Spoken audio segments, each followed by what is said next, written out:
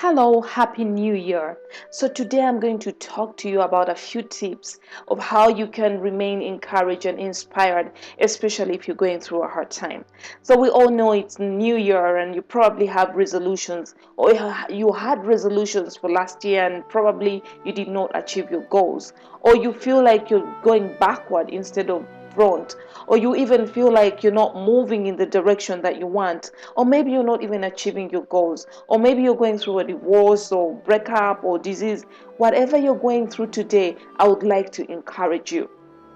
So, what exactly do you do when you feel uninspired and hopeless and discouraged? How do you reprogram your mind? How do you change and channel your mindset to feel inspired and to become encouraged again so that you keep moving towards achieving your goals? What I've done in the past, and this is the step number one that I'm going to share with you, is to focus on what I have. And I know this has been told so many times, but the idea is to, when you're focusing on what you have, you don't only focus on it with your mind, you focus on it with your practically, right? You indulge in it, you dive in it, you embrace it, you go back to it and really use it or exploit it. For instance, if you discover that you have the ability to read and there is nothing else that you can do, but you know that you have that ability to read encouraging books. Or if you know that you have a lot of free time, for instance, maybe you've been fired from your job and it's really stressing you out, what you have is time. So use that time to evaluate your skills, do a SWOT analysis, which is your strengths, your weaknesses, and your threats, or clean your house, or volunteer. Use what you have maximally. Divert your attention away from the things that you want that are not coming through, or the things that you don't want. The idea is to focus on what you have already, embracing it and being grateful for it as you embrace it. And then in your mind, working enthusiastically and peacefully towards achieving the things that you want. Then the other thing I do, which is point number two, is to be grateful. And this is how I do it.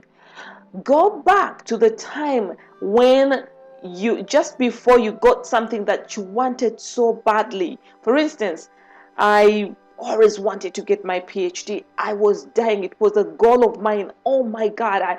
I did everything in my mind to get into college to do my second PhD. And there was no way. I didn't have the money. And it really discouraged me because I wanted to get into the field of metaphysics and counseling and all that, but it was becoming almost impossible.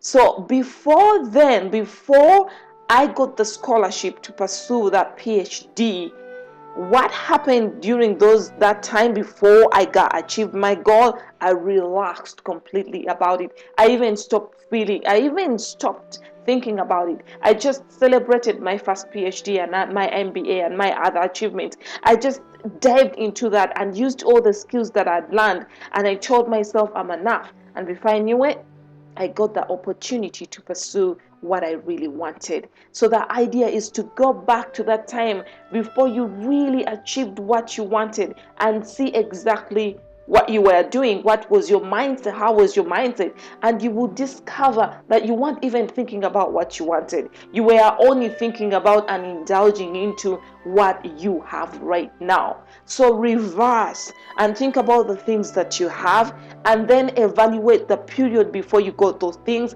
and you will discover that your mindset was a mindset of gratitude, and you are probably focused on other things, the things that you probably had during that time, celebrating them.